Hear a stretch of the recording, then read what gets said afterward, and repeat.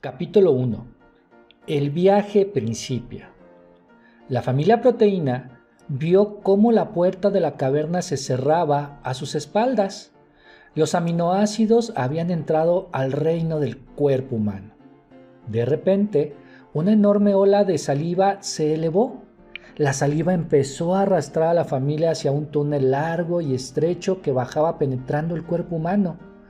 En la entrada del túnel había un letrero que decía esófago. Mientras caían los aminoácidos, daban gracias de que estuvieran envueltos por la saliva, pues de lo contrario se habrían golpeado y atorado en las partes de aquel oscuro tubo. Finalmente, los aminoácidos dejaron de caer. Cuando Triptofanito pudo abrir los ojos, se dio cuenta de que se encontraba en una amplia bolsa de gruesas paredes. Al no poder identificar el lugar, llamó a los demás aminoácidos de la familia Proteína y les dijo: amigos míos, miren en qué sitio tan extraño hemos venido a caer. Yo creo que debemos explorarlo. Sí, afirmó Lisina, solo así sabremos dónde estamos. Entonces síganme, indicó Triptofanito. Los aminoácidos comenzaron a caminar juntos. La marcha resultaba un poco difícil. El camino estaba formado por muchas colinas que se hallaban cubiertas por una sustancia espesa y resbalosa, parecida a lodo. Pero nuestros amigos eran muy fuertes y seguían adelante.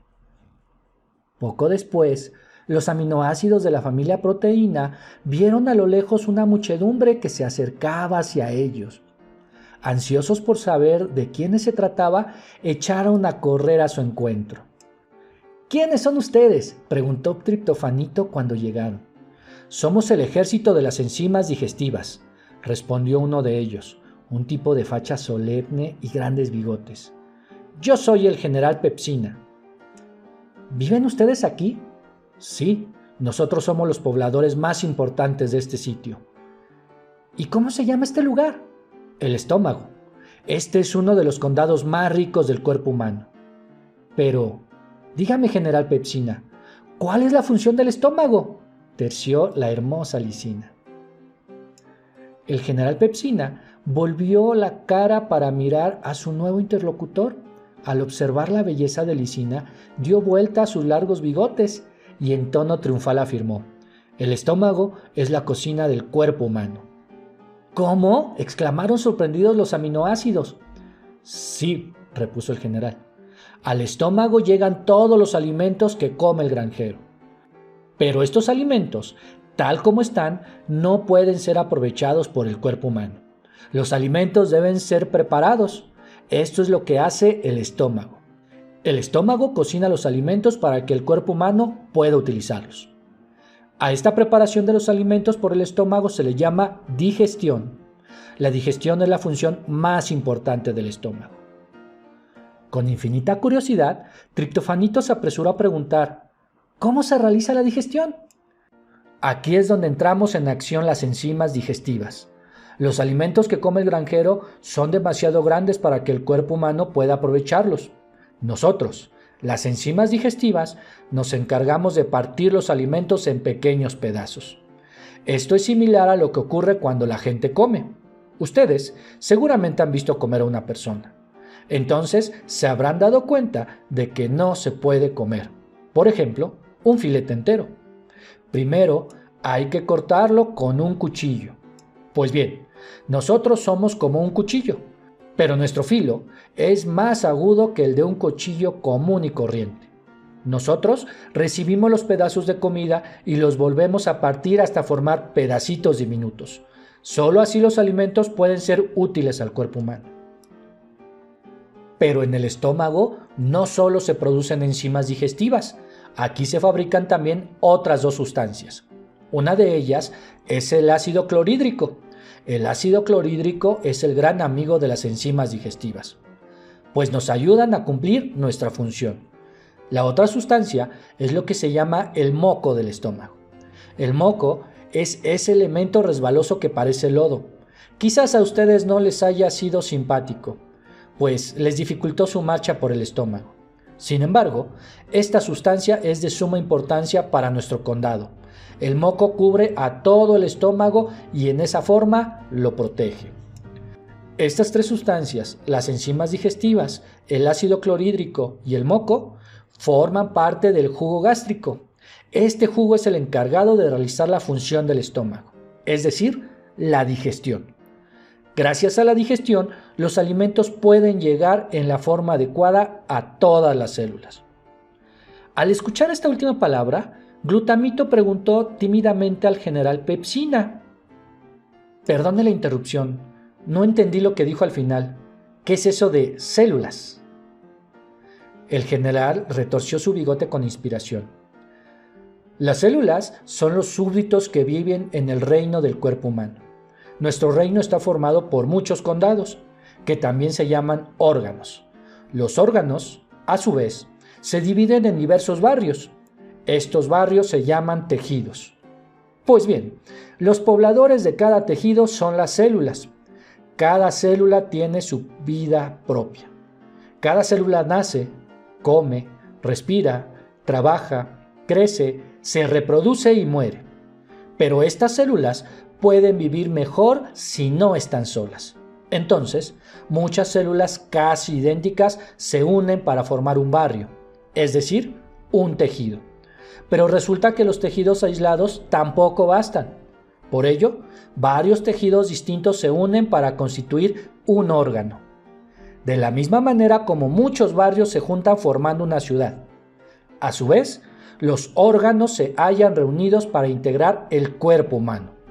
Todos los órganos se ayudan entre sí para que nuestro reino funcione perfectamente bien. Como ustedes ven, el cuerpo humano es un reino muy unido. Esto significa, entonces, afirmó Triptofanito, que cada célula es un individuo que tiene su vida propia. Sin embargo, como las células aisladas son muy frágiles, ellas prefieren reunirse y ayudarse mutuamente. Así se forman los tejidos. Pero los tejidos aislados también son débiles y se unen constituyendo órganos. Finalmente, todos los órganos deciden darse ayuda y forman el cuerpo humano. Con razón se dice que la unión hace la fuerza. Una célula sola es bastante débil, pero todo un reino unido como el cuerpo humano resulta muy poderoso. Exactamente, dijo el general Pepsina, sintiéndose extremadamente complacido de que hubieran entendido la explicación. Muy bien, asintió Lisina. Ya hemos visto que este reino es muy unido, pero dígame, ¿qué es lo que hacen las células? El general Pepsina volvió a retorcer sus largos bigotes, feliz de que la bella Lisina le hubiera hecho otra pregunta. En el cuerpo humano, dijo con un tono un poco coqueto, las células no solo viven unidas, sino que también trabajan en armonía. Para que el cuerpo humano exista, es necesario que sus pobladores, es decir, las células, trabajen. Y no solo que trabajen, sino que también armónicamente. Esto es otra razón por la cual las células se han reunido en el cuerpo humano. Una célula aislada tiene que realizar ella sola muchas funciones para poder vivir. En cambio, cuando se unen, las células pueden dividirse el trabajo. Ahora cada célula realiza ella sola muy pocas funciones. Esto no significa que trabaja menos, sino que trabaja mejor. Como las funciones que tiene a su cargo son pocas, cada célula puede realizarlas con gran eficiencia.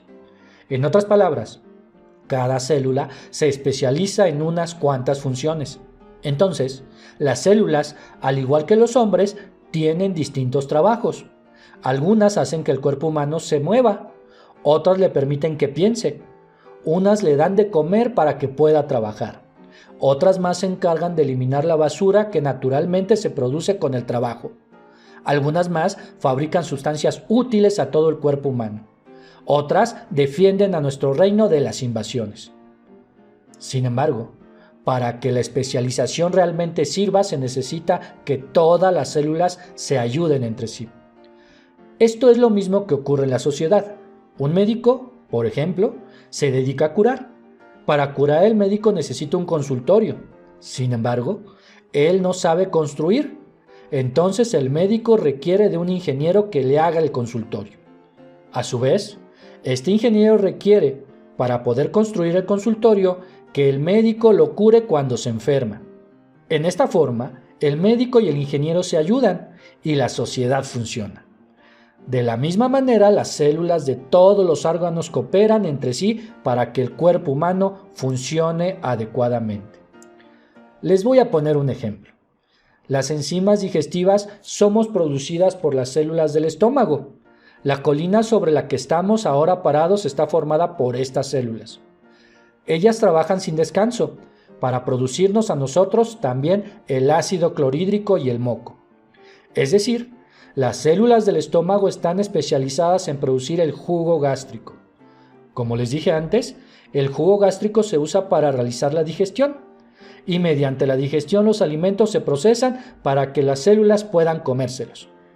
Al final de cuentas, el trabajo de las células del estómago consiste en preparar el alimento para todas las células del cuerpo humano. A su vez, las demás células realizan diversas funciones que ayudan a vivir a las células del estómago y a las de todo el resto del cuerpo humano. El cuerpo humano no es una gran cantidad de células que están unas junto a otras. El cuerpo humano es algo más. El cuerpo humano es una unidad formada por células individuales que trabajan en conjunto. En el cuerpo humano hay organización. La organización de las células que se unifican en los tejidos y de los tejidos que se coordinan en los órganos.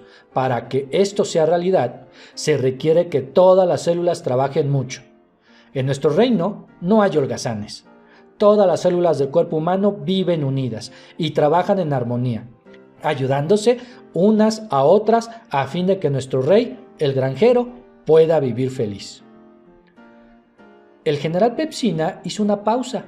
Se le veía orgulloso y satisfecho. Retorció de nuevo su bigote y propuso: después de que les he hablado tanto, ustedes deben estar ansiosos por ver algo. Pues bien, ahora los llevaré al sitio del estómago en donde se hace la digestión para que ustedes mismos lo observen. Además, les presentaré a los distintos alimentos. ¿Están de acuerdo? ¡Por supuesto!, exclamaron al unísono los aminoácidos. La compañía echó a andar. El general Pepsina se puso al frente de su ejército y la familia Proteína, guiada como siempre por Triptofanito, le siguió. Mientras caminaban, Triptofanito iba pensando en la gran sabiduría del general Pepsina. Me parece, se dijo a sí mismo, que este viaje va a resultar mucho más emocionante de lo que me había imaginado.